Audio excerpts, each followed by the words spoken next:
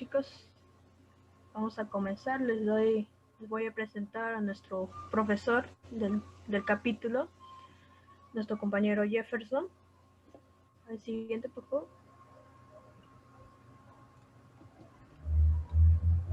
Ok. El ingeniero bachiller Alberto Jefferson. Acá vamos a destacar un poquito sus logros. Llegamos en el CONIE el primer puesto en el modelamiento de estructuras y ahí vemos a nuestro profesor tomando iniciativa y ganando en la copa. Eso es esencialmente lo que...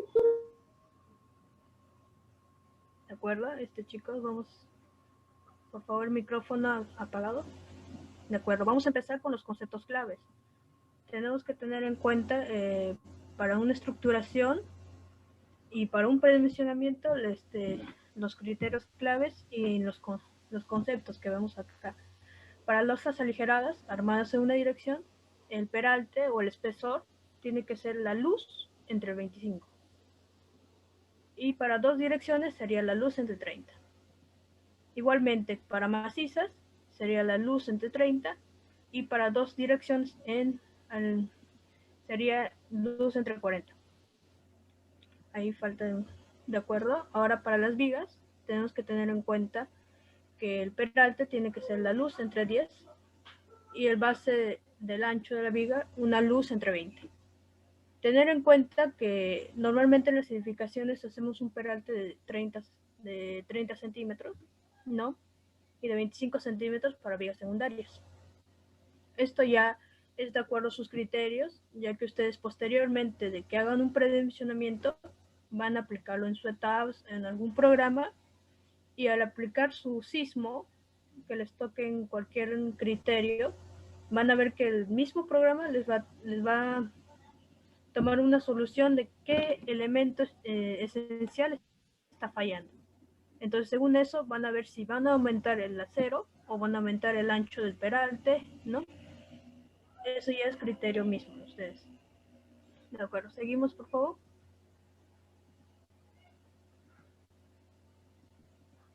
Ok, tenemos acá para las columnas, que son edificios menores o iguales o 4 pisos.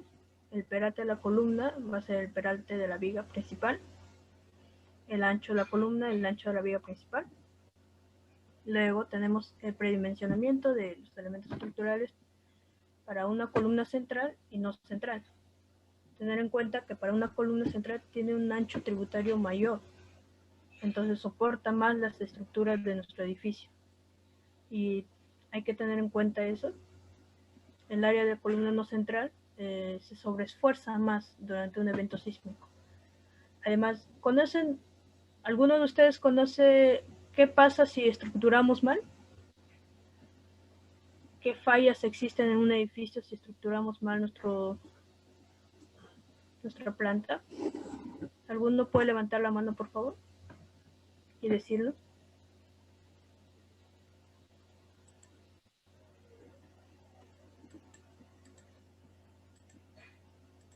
Con confianza, chicos.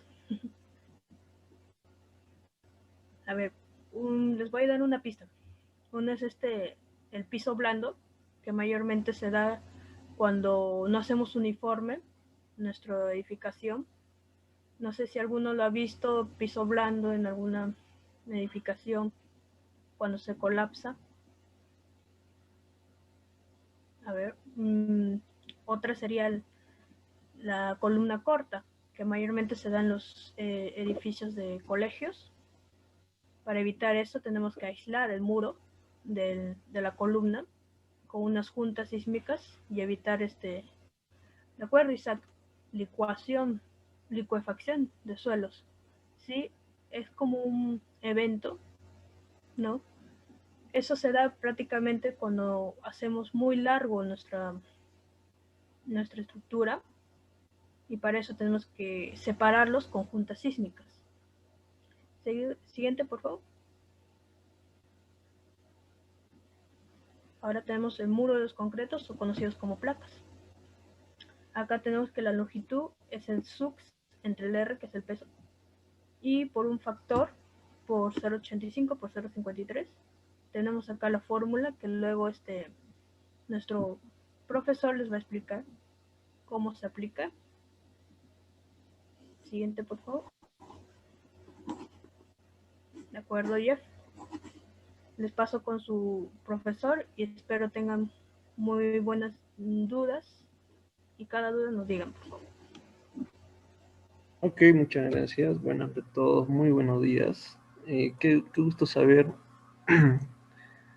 qué gusto saber un poquito el interés de ustedes. Yo especialmente tengo mucho interés en esta rama, dado por la tesis, todo ello que me ha llevado a tener bastante interés. Entonces, para continuar esto, también quisiera mencionarles algo rápido nada más, porque este taller va a ser bien práctico, breve. Como ven, la parte de estructuración, digamos que no está definido por alguna norma, simplemente es en base a experiencias o en base a que posibles ensayos experimentales en las que se ha determinado de que de tal altura o tal ancho, pues sería conveniente para una perfecta estructuración. De hecho, de que después de hacer un análisis analítico, ya sea, o también podría ser un análisis experimental, esto va a ir cambiando, ¿no? Eso va a ir en la etapa de diseño, ¿no? Mientras vamos modelando, puede ser en el TAPS u otro programa, ¿ok?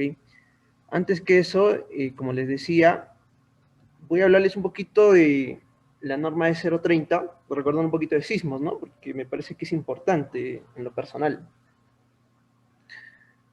Ángela, hemos dicho Yerandil, por favor, cualquier cosita, me avisa si es que no se ve la presentación o si es que hay alguna duda, ¿ok?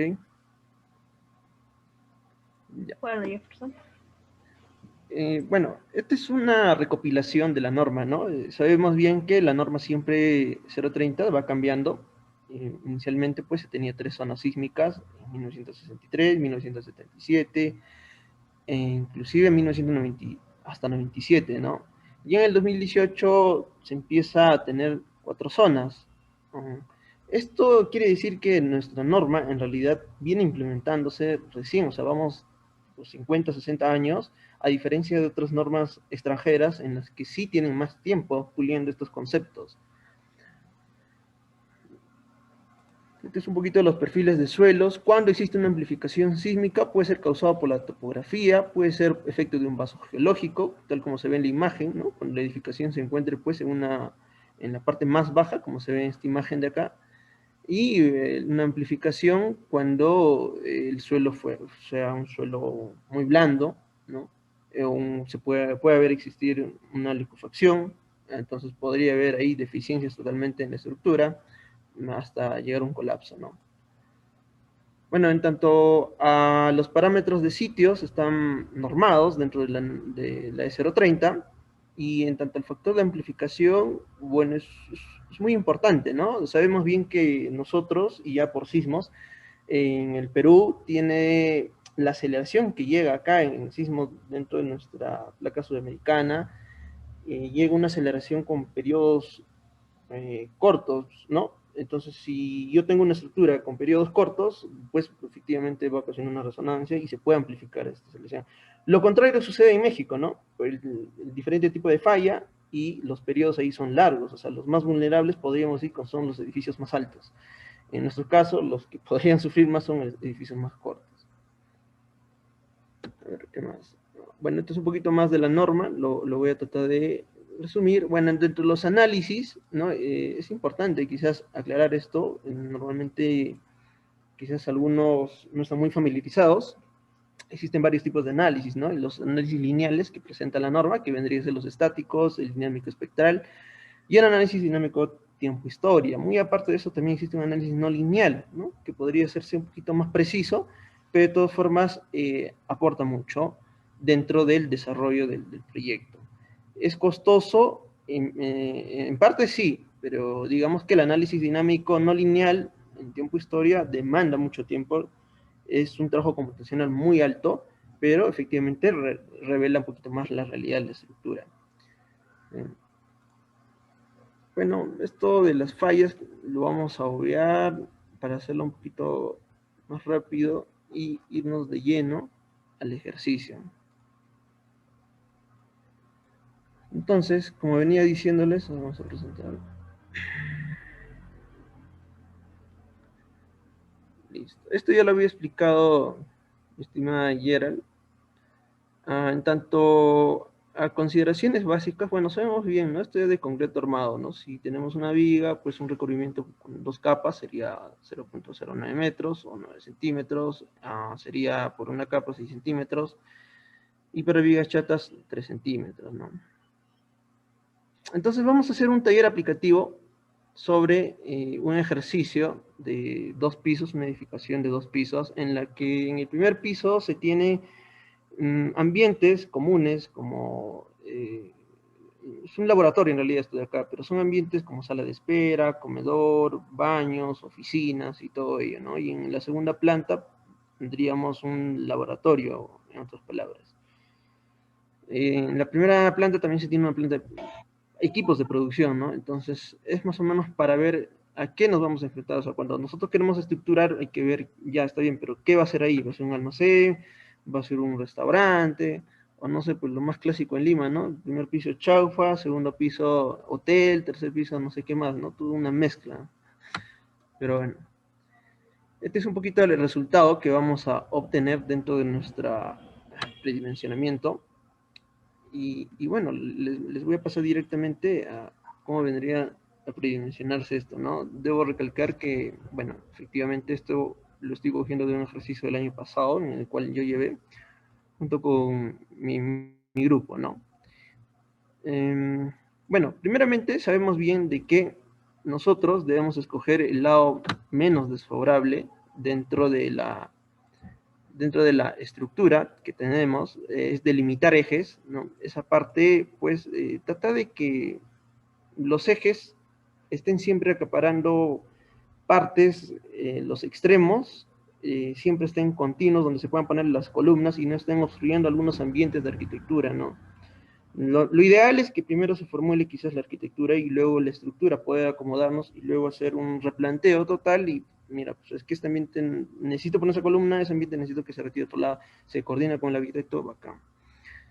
Entonces, nosotros tenemos en el eje X, en el eje Y, medidas ya establecidas, y lo que tenemos que hacer acá, en parte, es seleccionar la longitud más larga, ¿no? La longitud más larga, en tanto en el eje X y en el eje Y. De ahí vamos a partir, porque este es el lado, digamos que el paño menos desfavorable, para partir de ahí y satisfacer a los demás, ¿no? Si te satisfago al paño menos desfavorable, pues de otra forma estaría satisfaciendo a los demás paños o demás longitudes de vigas, ¿no? Entonces, en ese sentido, dentro del ejercicio, pues, se ha tenido una longitud, ¿no? En el X, en el eje X de 6.05 y en el eje Y de 5.062, ¿no? 5.62. Entonces, de por sí tenemos un paño grande, normalmente, pues, pueden buscar libros de Otasi, pueden buscar libros de Antonio Blanco, en los que, pues, ellos aconsejan algunas medidas de predimensionamiento, ¿no? Esto con la finalidad de que, pues, dentro del diseño pueda cumplir, ¿no? Ya sea por resistencia, ductilidad o rigidez. Conceptos claves, ¿no? De por sí. Entonces, ¿cómo vemos esto, no? ¿Cómo sabemos si va a ser de 2 direcciones, una dirección? Bueno, lo normal es que si se tiene un paño, ¿no? De un paño cuadrado, lo más recomendable es que sea de una losa de 2 direcciones, ¿no? ¿Por qué? Para tener una deformación cilíndrica, o, perdón, esférica, y si fuera una dirección vamos a tener una deformación cilíndrica, ¿no? ¿A qué me refiero con esto?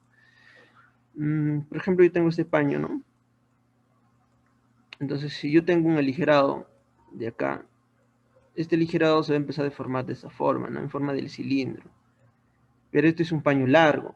Y si tuviéramos un paño cuadrado, así sea de un aligerado, lo más probable es que la transmisión de carga no sea de forma cilíndrica, ¿no? Sea de forma esférica, que se reparta a sus 4 lados. Entonces, eso también es un poquito importante en saber esos conceptos. A ver, vamos a borrar esto de acá. Uy, no me deja. Ahí, ya está. Entonces, como lo venía diciendo, ¿no? Algunos criterios podrían optarse según la longitud, ¿no? Bueno, en este caso son recomendaciones que se dan. Lo que está en gris son de diferentes autores que se ha podido establecer algunos criterios. Y en este caso, pues, asumamos que sea de 2 direcciones, ¿sí? Porque el paño es cuadrado y después, bueno, la relación que se tiene es de 1.8. En metros es 1.08. Lo normal es de que no sobrepase más de 2, ¿no? El factor. Eso sería lo ideal, para considerar si fuera de 2 direcciones, ¿no? Si ya estaríamos pasando un factor más de 2, pues yo creo que mejor conveniente sería un aligerado de un sentido nada más, ¿no? En tanto al espesor de la losa, una vez definido este paño más grave, sabemos bien de que el sentido del aligerado, si en caso sea una dirección, nos vamos a ir paralelo al lado menos corto, ¿no? Si tengo un paño de 5 por 2, pues las viguetas van a ir paralelas a los 2 metros. Entonces, esto es bien rápido en realidad. Lo que más demora es el dibujo en AutoCAD. En la PC que he podido yo tener es más demoroso, más engorroso estar dibujando, poner medidas, poner quizás alguna sección, ya sea de mi columna, de mi placa. Eso es lo que quita tiempo. El cálculo que digamos será 1 hora más. De ahí 1 hora, 1 hora y media es el dibujo, ¿sí? Como recomendación o como un consejo, les digo nada más. Entonces nosotros podríamos diseñar un predimensionamiento, ¿no? Asumiendo estas medidas, podríamos hacer una losa ligera de una dirección, 2 direcciones, una losa maciza de una dirección, de 2 direcciones. Esto del peso es relativo en realidad, pues normalmente nosotros podemos considerar una vivienda 200 kilogramos por metro cuadrado como carga viva, ¿no? Esto puede incrementarse, entonces podría tener una interferencia de que quizás esto, no sé, sea 500 y yo deba ampliar un poquito más mi espesor. Sí, sí existe esa limitación, pero por el momento vamos a tocarlo como que si fuera 200 kilogramos, una vivienda común. Entonces, si yo deseo diseñar para un aligerado de un sentido, pues ya Lynn nos había explicado que la forma según los autores que nos decía, era la luz entre 25, ¿no? Entonces, yo lo que voy a hacer es coger la luz más larga, que sería en este caso 6.05, y dividirlo entre 25 y redondearlo, ¿no? Siempre al inmediato superior. Entonces tendríamos un espesor de 0.25 o 25 centímetros. Ahora, si es de 2 direcciones, pues podríamos dividirlo la misma luz entre 30, ¿sí? O si no, también restarle 5 centímetros a lo que habíamos predimensionado en una sola dirección. Como digo, hay formas de predimensionar, entonces, de las dos formas que le mencioné, en este caso de dividir entre 30 o descontarle 5 centímetros, es válido. Porque de ahí se va a hacer una evaluación, ¿no? De ahí vamos a tener que calcular si realmente este espesor, en tanto al corte, resistencia, pues va a ser realmente resistente frente a la carga que vamos a tener, ¿no? Eso ya lo van a ir viendo en las otras unidades, otros temas, más adelante dentro de su curso. En tanto una losa maciza, pues es lo mismo con una doble dirección, es dividirlo entre 30, la luz más larga, y si tuviéramos una losa maciza de 2 direcciones, en este caso bueno, la losa maciza en realidad es una parrilla, ¿no? Sería simplemente entre 40. ¿Sí? Esto va a depender mucho, ¿no? Puedes usar cualquiera en realidad cuando tengas una losa maciza, porque acá no habría 2 direcciones realmente, pero en efecto, cualquiera es bienvenido. Si nosotros debemos ser conservadores, pues usemos ¿no? El criterio de definición de losa, bueno, si es una losa aligerada o losa maciza, bueno, va a depender, ¿no? De algunas recomendaciones de los autores, ¿no? Normalmente nos piden de que sea el lado de longitud, o sea, tenemos un cuadrado, una longitud con la otra longitud que no sea mayor de 3 y que no sea menor de 3, ¿no? Si es aligerado, por ejemplo, podemos seleccionar si es menor de 3. Si es una maciza, pues será mayor de 3. Entonces son algunas fórmulas que nosotros nos va a ayudar a tener un concepto clave y cómo vamos a elegir esto de acá, ¿no? Una losa aligerada o maciza. Dentro de la carga que nos presenta la E060, ¿no? Nos podremos decir de que para un espesor de 0.25, ya, o sea, yo estoy seleccionando ya que sea de aligerado de una sola dirección, no estoy diciendo que sea de mi espesor de 25 centímetros. Entonces, nosotros ya tenemos también unos pesos, una tablita que nos presenta la norma, unos pesos específicos de cuánto sería esto con el ladrillo y la vigueta incluida, ¿no? En este caso sería más o menos pues 350 kilogramos por metro cuadrado. Acá una vez más recalco lo que se ha elegido, una losa aligerada. Y bueno, básicamente este es el posicionamiento de una losa, ¿no? Ahora, en tanto a las vigas, igual, ya cogiendo ese mismo paño, tenemos unas longitudes grandes, entonces si yo satisfago esa longitud grande, estoy satisfaciendo las otras longitudes pequeñas. Entonces, igual, ¿no? El peralte lo puedo obtener dividiendo la luz mayor entre 10 o entre 12, ¿no? En este caso, se puede tomar el promedio de las dos divisiones, ¿no? Por ejemplo, si yo divido entre 10, sería 60 centímetros, más o menos. Si divido entre 12, sería 50 centímetros. Y la base, ¿cómo se determina? Pues normalmente en concreto nos enseñaron que sea la mitad, ¿no? Como mínimo, la mitad del peralte. Entonces podríamos tomar la mitad, podríamos también tomar los 2/3 del peralte, que vendría a ser 0.66 más o menos, y en este caso incluso podríamos tomar el promedio.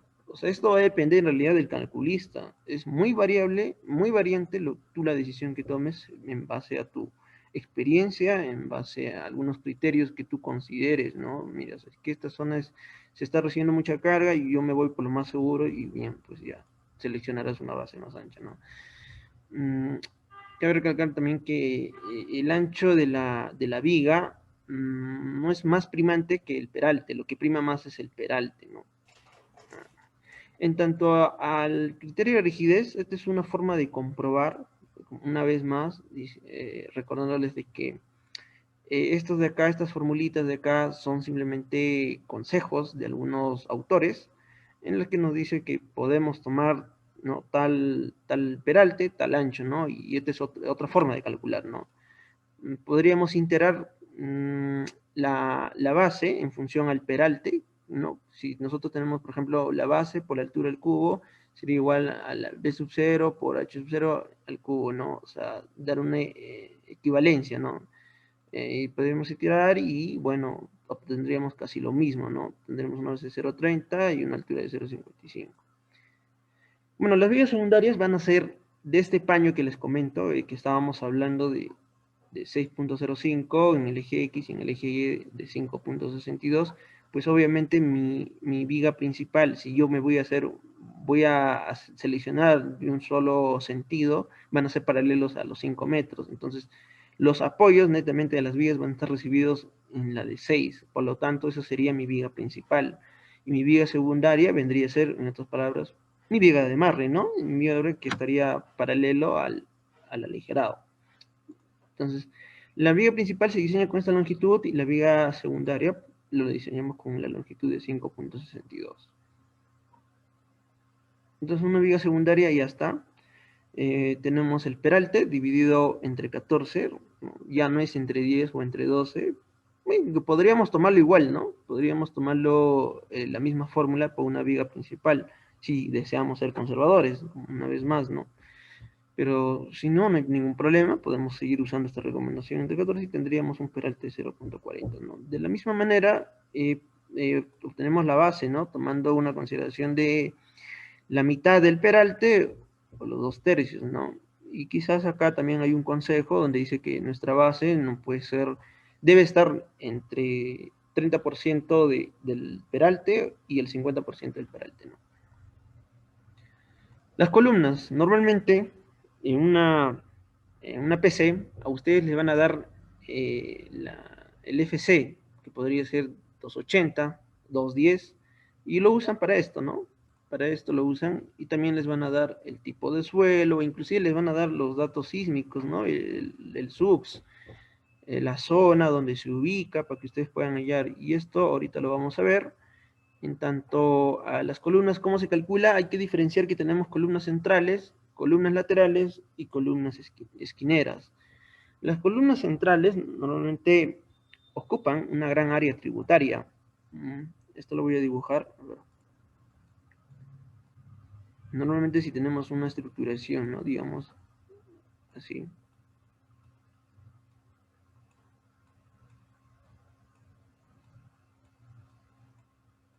Listo, tenemos 9 columnas y lo que se hace es repartir, ¿no? Todo este paño, seccionar de forma equitativa, ¿no? De cada eje al medio y decirle esto, ¿no?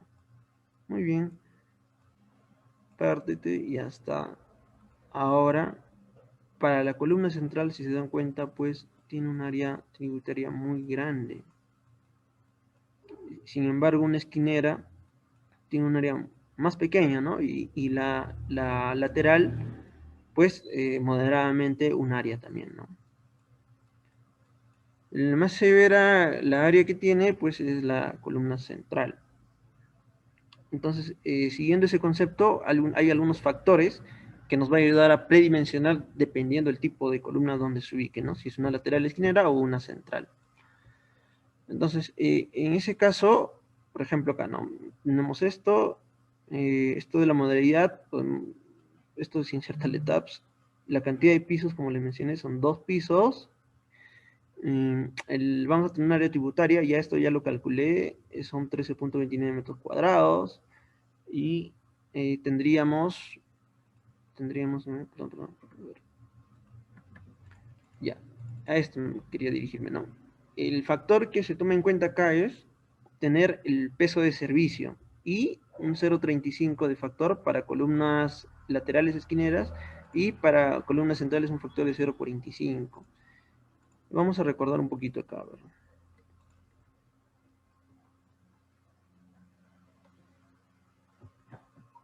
No. El área central de la columna se va a tomar como el peso de servicio entre 0.45 por la resistencia del concreto, ¿no? Para una no central sería pues el peso de servicio 0.35 por la resistencia del concreto.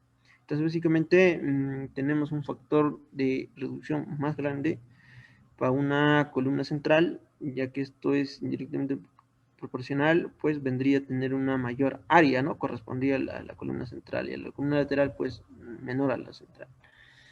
En ese sentido, también aclararles de que normalmente se considera 1000 kilogramos, a modo general, por la carga que va a recibir esta área tributaria, ¿no? Entonces, si yo tengo un área tributaria de 13.29, le multiplicaré por 1000, o en su defecto, una tonelada, ¿no? Hay algunas normas extranjeras que recomiendan incrementar esto un poquito más por la cantidad de peso por metro cuadrado, ¿no? Otros dicen 1200, otros hasta 1300, 1400. Pero normalmente nosotros en el Perú manejamos de esta forma, ¿no? Con microgramos por metro cuadrado. Entonces, para obtener el peso de servicio tendríamos que multiplicar los 13.29, que sería el área tributaria más grande y más desfavorable de todo de nuestro planito, y multiplicarlo pues por el peso, ¿no? En este caso, acá como ven mi fórmula está 1, ¿no? Simplemente lo considero como una tonelada. Y por la cantidad de pisos, ¿no? ¿Cuántos pisos va a recibir en realidad esa carga? Todo eso vamos a dividirlo entre 0.35 y la fuerza, la resistencia del concreto, ¿no? Y por 10, bueno, este es un factor de conversión nada más para convertir eso en toneladas. Entonces tendríamos aproximadamente 0.036 metros cuadrados como área o de la sección que va a tener mi columna central, y podríamos repartirlo quizás de forma cuadrada, teniendo la raíz de ella, ¿no? Entonces, si nosotros no así, pues tendríamos prácticamente 20 centímetros por 20 centímetros, ¿no? Pero aquí entra otro concepto, ¿no? Hay consideraciones mínimas para tener en cuenta, ¿no? Por ejemplo, en la columna se recomienda que sea mínimo 25 por 25, ¿no? ¿Por qué? Porque el peralte, hemos dicho, el peralte o la base de la viga, normalmente se recomienda que sea de 20 a 25 centímetros. En este caso siempre se ha dicho 25 centímetros. Entonces, si 25 centímetros va a ser la base de la viga y la que va a recibir la columna, ya de por sí me está limitando que mi columna sea como mínimo 25 centímetros. Entonces yo no podría poner acá 20 centímetros, ¿no? Obviamente esta fórmula pues nos va a ayudar a cargas más grandes, a pisos más grandes, y no, obviamente nos va a salir una sección más grande, ¿no? Dado de que es un ejemplo, bueno, es una edificación de 2 pisos, pues estaríamos enseñando con algunas condiciones mínimas nada más. Eso sería para el caso de laterales. Para el caso de centrales es lo mismo, ¿no? Tener el área tributaria y obtener el peso de servicio, dividirlo entre el factor de 0.45 por la resistencia del concreto, ¿no? del mismo modo, ¿no? De lo que expliqué anteriormente, y podríamos obtener una sección tal que satisfaga de 0.227 metros cuadrados. Ahora, esto es obteniendo la raíz de lo que había obtenido el 0.051 metros cuadrados. Yo podría obtener otras dimensiones rectangulares dependiendo de la necesidad del caso. Si yo, por ejemplo, tomo un ancho mínimo de 0.25 para recibir a una viga, y al otro lado, pues, tendría que dividir esta entre ella, ¿no?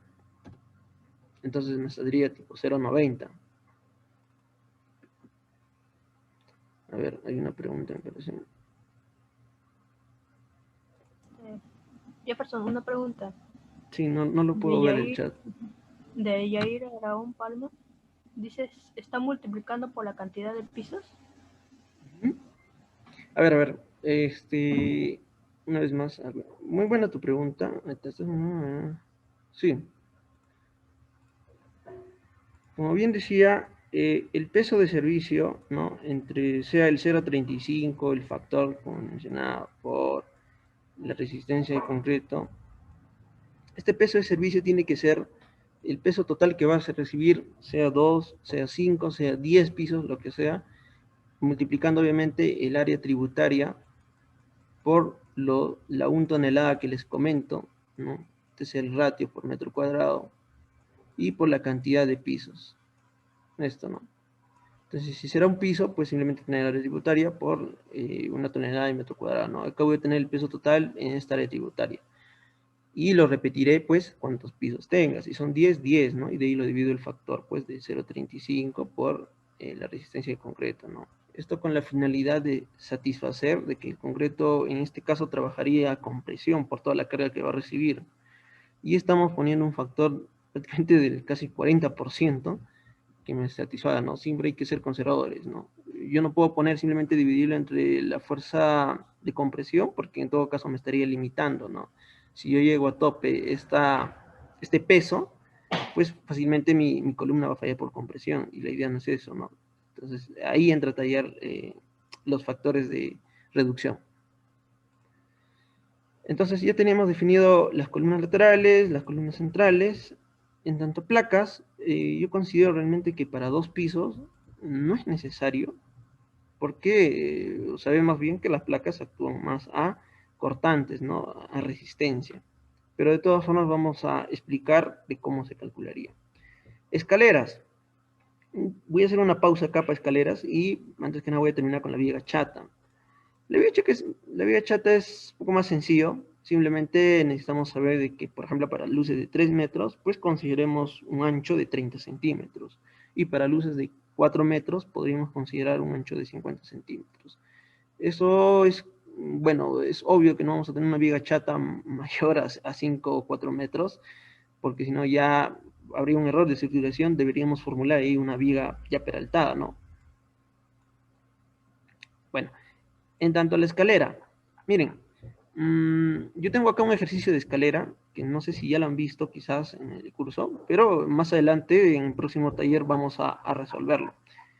Pero en concepto general, el predimensionamiento nada más, ¿no? Es bien sencillo, ¿no? La escalera en realidad, como bien saben, tiene una forma diagonal, ¿no? Donde recibe el cimiento de la escalera y recibe un descanso, ¿no? Entonces nosotros de acá, y normalmente el acero inicia acá y termina acá. Lo ideal es de que se apoye en un muro o en una placa, en su defecto. Ahora, y no es la única forma de diseñar, ¿no? Y podríamos nosotros acá considerar una viga chata o peraltada para que pueda terminar la escalera. Pero supongamos que esta escalera va a tener la distribución de carga en todo este eje, con todo y descanso. Entonces, nosotros, para nuestro predimensionamiento, tenemos que considerar entre cara del cimiento y cara del muro una longitud que le vamos a dar LN, la longitud que nos va a ayudar a predimensionar. ¿Ok? Ahora, ¿cómo actúan las fuerzas en esta escalera? Simplemente como una viga simplemente apoyada. Obviamente hay unos factores, ¿no? Que más adelante vamos a ver, que incrementan los momentos, porque obviamente es muy diferente tratarle como una viga simplemente apoyada, ¿no? Con una carga repartida, a que sea de forma diagonal. Obviamente van a haber momentos en la parte inferior y en la parte superior que van a ser distintamente al cálculo de esta, ¿no? Pero de forma, digamos así, un poco más fácil de resolver, es una viga simplemente apoyada y aumentando unos factores que justo acá están, ¿no? Unos alfas que más adelante veremos. Pero, en modo general, esto les quería decir, ¿no? La longitud vamos a considerar entre la cara de cimiento y la cara de muro. Entonces, en ese sentido, la garganta, ¿no? Como bien saben, la garganta es este de acá, ¿no? Si nosotros tenemos esto, la garganta vendría a ser esto, ¿no? Si este es mi paso y este es mi contrapaso, mi huella, mi contrahuella, entonces el espesor de la garganta vendría a ser esto, ¿no? Entre esta parte inferior y la cara de la escalera. Entonces, esa denominación de la garganta la vamos a llamar T, ¿ok? Y hay unos factores, ¿no? Que nos dicen que la longitud, como les mencionaba, el famoso LN, a ver, vamos a borrar esto, acá está, se puede dividir entre 25 o entre 20 para predimensionar cuánto sería nuestro espesor de garganta. Entonces nosotros podríamos tomar un promedio. En este caso yo tomé un promedio, la división entre 25 y 20, y me sale que aproximadamente es un 0.14 metros o en su defecto 14 centímetros, ¿no? Como siempre dije, hay que redondearlo al inmediato superior cada 5 centímetros, entonces nos quedaríamos con un peralte o garganta de 15 centímetros. Nada más sería eso para el predimensionamiento. Ya de ahí entra a tallar el diseño de por sí de la escalera. Hay varios tipos de escalera. Esta es una simplemente apoyada, puede ser una empotrada también. Puede ser que, no sé, abajo también se tenga de forma tal como la cara de encima, ¿no? La escalera no sea recto. Entonces, quizás ahí les voy a pasar algunos libros, algunos PDFs, en las que se enseña cómo diseñar este tipo de escaleras, ¿no? Pero eso ya será para un tema más adelante. Ahora, para hacerlo breve, esto de acá de las placas, ¿no? ¿Cómo podríamos diseñar esto de acá? Miren, primero entendamos un poquito el concepto, ¿no? O sea, no es simplemente aplicar la fórmula y ya está. Lo que queremos garantizar cuando nosotros queremos integrar una placa en nuestra estructura es que la fuerza acordante pues sea absorbida en su totalidad por las placas, ¿cierto? Entonces, si yo obtengo de un análisis estático dentro de mi norma que ya me indica con unos parámetros en los que yo puedo obtener cuánto va a ser mi fuerza cortante en la base, entonces yo podría usar ese concepto, ¿no? Y ahí está en la parte del denominador el sux entre R por el peso de toda la estructura, ¿no? Ahora, acá también es un tema, ¿no? Nosotros muchas veces decimos, ¿qué es la fuerza cortante? Miren, y como ven ahí, sux entre R es un índice, es un ratio para mí. Yo podría decir que la fuerza cortante es un porcentaje del peso, ¿sí? A modo ilustrativo. Ahora, eso tenemos que darle igualdad, una equidad a la cortante que va a recibir la placa. Entonces, yo para ello necesito ya la longitud. O sea, esta cortante que tenemos, la cortante basal, debe ser absorbida por la placa. Ya. Entonces yo tendría en realidad que hallar la cortante del elemento, en este caso de la placa. ¿Y cómo lo hallo? Bueno, ya tenemos esas fórmulas, ¿no? Las fórmulas de resistencia en concreto. Pues hay unos factores de reducción por cortante, que vendría a ser el 0,85 por un 0,53 por la raíz cuadrada de la fuerza de la resistencia del concreto, ¿no? Y por el B. ¿B qué significa? Es el espesor del muro, ¿no? Aquí también es un tema que viene desarrollándose. ¿Por qué? Porque muchas veces en las casas de Lima se diseñaban con una placa de espesor de 0,10 o 10 centímetros. Entonces, esto no podría darse así, ya que recomiendan ingenieros ya expertos en la materia que no es recomendable esto, ¿no? O sea, debe ser mayor a 15 centímetros. Ahora sí, para el sótano podríamos recomendar que sea como mínimo 20 centímetros, ¿no? Para muros de albañilería, no. Yo en lo personal, justo estoy llevando un curso de esto, no se aplica lo mismo, ya que un muro de albañilería tiene otras propiedades, ¿no? Y voy a atacar tu pregunta, Yuri, porque hay tres conceptos claves, ¿no? Para estructurar. Uno es que tenga ductilidad, resistencia y rigidez. Bueno, ¿qué rigidez? Está relacionada a las propiedades del material, ¿no? Resistencia, bueno, que tenga mayor absorción dentro de sus elementos para las fuerzas cortantes, ¿no? Y ductilidad, pues que la estructura cumpla una deformación prolongada, ¿no? Es muy diferente hablar también de una estructura, digamos, flexible, ¿no? O algunos se dificultan en diferenciar estos conceptos, quizás. Flexibilidad podríamos hablar de periodos, ¿no? Una edificación con un periodo muy alto puede ser muy flexible, pero no necesariamente nos quiere decir que es dúctil, ¿sí? Y de la misma forma, en el sentido contrario, ¿no? Una edificación que por más que sea dúctil, no necesariamente es una estructura muy flexible. Y para lo que es medio de la minería, yo creo que eso será otro tema, pero es otra fórmula, ¿no? Y cuando deseemos tener una estructura netamente de pura placas, también entra a tallar otro tipo de fórmula que es parecida a esta. Esto estamos hablando de un sistema, digamos, dual, por decirlo así, donde vamos a integrar algunas placas nada más. Entonces, acá N, que está en simbolito, es un factor de reducción, es un factor de reducción dentro de los desplazamientos que nosotros queramos obtener.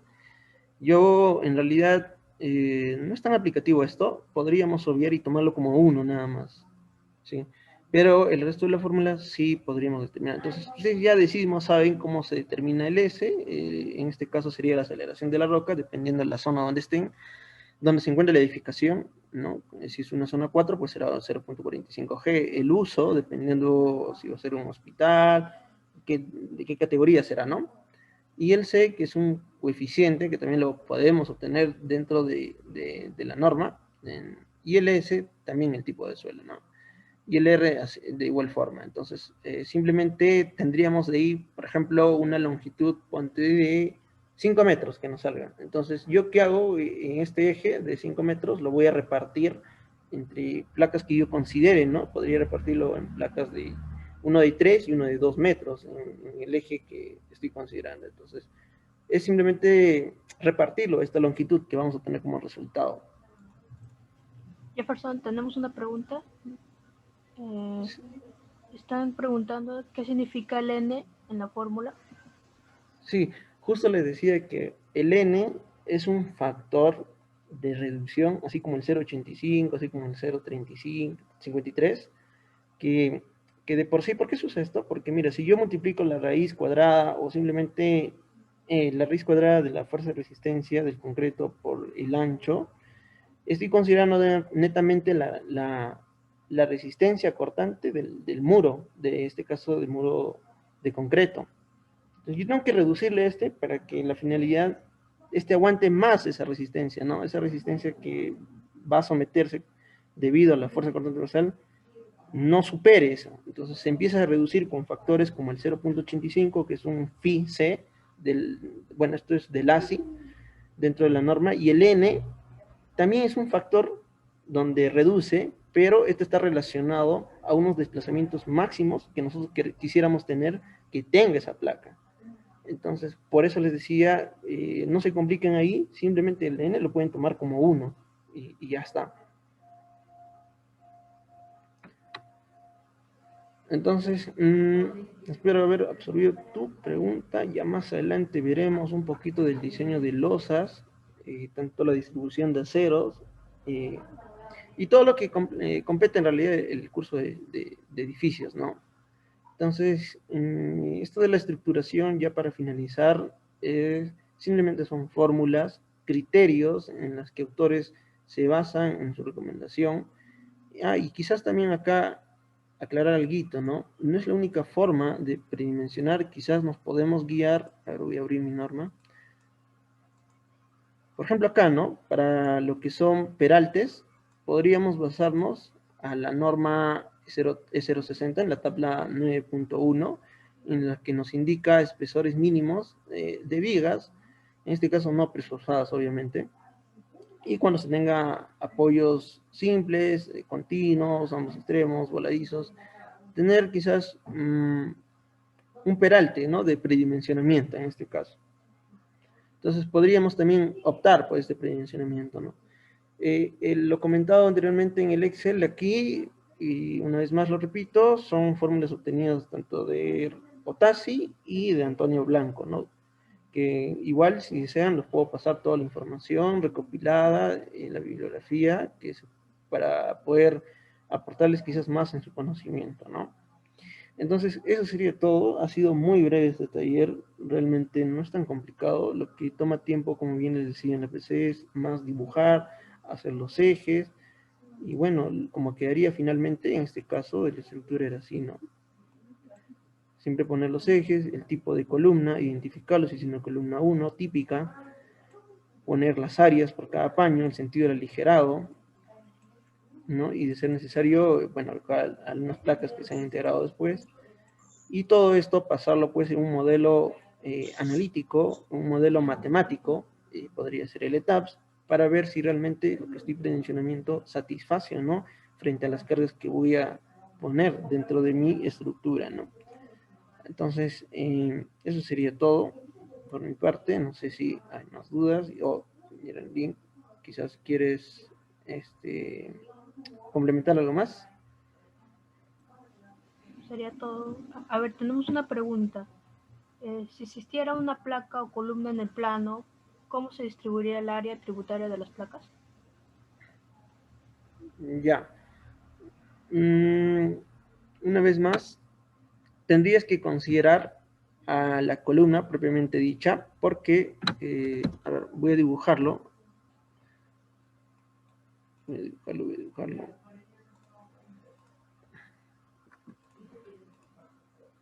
Ahora, tu pregunta es esto, ¿no? Si yo tuviera una columna y una placa, ¿no? Y digamos, esto sería mi paño. Ya. Entonces, el elemento borde normalmente se le conoce a la columna. Entonces, siguiendo ese criterio,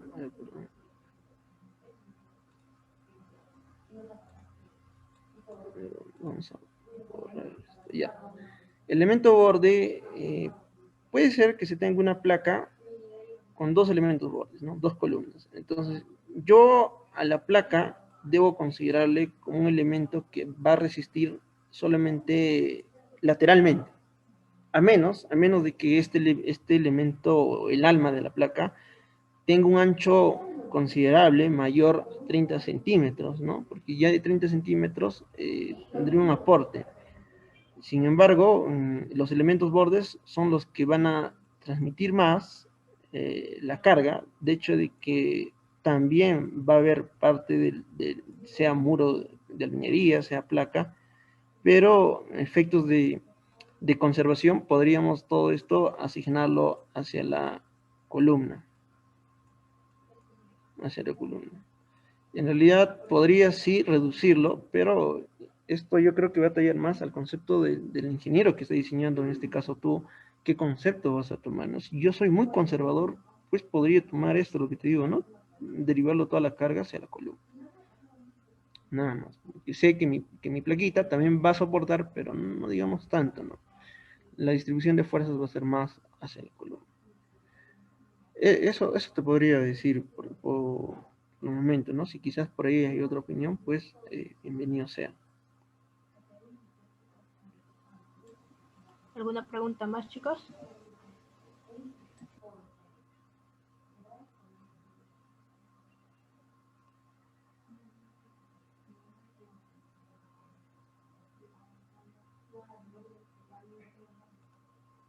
Bueno, al parecer no hay más preguntas.